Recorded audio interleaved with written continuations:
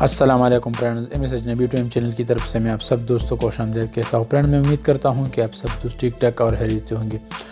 Friends آج کا ہمارا ٹاپک ہے کہ صحت انصاف کارڈ میں کتنے پیسے ہوتے ہیں اور صحت انصاف کارڈ پر کس طرح علاج ہوتا ہے، یہ سارا طریقہ کار اس ویڈیو میں موجود ہے۔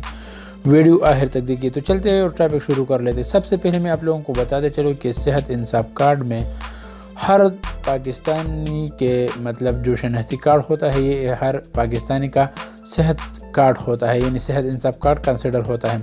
تو اس میں کل ملا کے 4 لاکھ روپے ہوتے ہیں، اس میں تقریباً 4 لاکھ روپے ہوتے ہیں ہر پاکستانی کے لیے، اور یہ ہر سال دوبارہ رینیو ہوتا ہے۔ اور اس پر علاج کس طرح ہوتا ہے، یعنی کس طرح آپ اس پر علاج کروا سکتے ہیں۔ تو علاج کے لیے سب سے پہلے فار ایگزامپل آپ کا کوئی ایشو ہے، ہارٹ میں کوئی ایشو ہے، چیسٹ میں یا ہارٹ میں کوئی ایشو ہے، سب سے پہلے آپ کو اپنے ڈاکٹر سے ڈسکس کر لینی ہے۔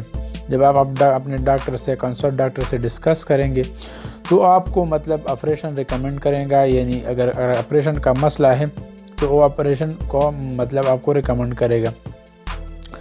تو سب سے پہلے اگر آپ کو آپریشن ریکمنڈ کرے گا تو آپ کو ایک ہاسپیٹل میں جانا ہوگا۔ اگر وہی جو ڈیوٹی کرتا ہے ڈاکٹر، وہی ہاسپیٹل میں جانا ہے یا دوسری کوئی ہاسپیٹل میں جانا ہے، وہاں پر جا کر سارے ڈاکیومنٹس کو ریڈی کرنے کے بعد یہ ڈاکٹر آپ کا آپریشن کرے گا۔ آپریشن پر کتنا خرچ آتا ہے تو یہ ڈیپینڈ کرتا ہے۔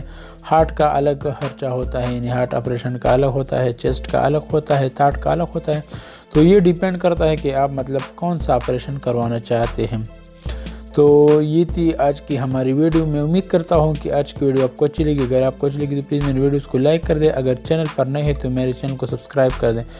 ملتے ہیں نیکسٹ ویڈیو میں، تب تک کے لیے اللہ حافظ، گڈ بائے، ٹیک کیئر۔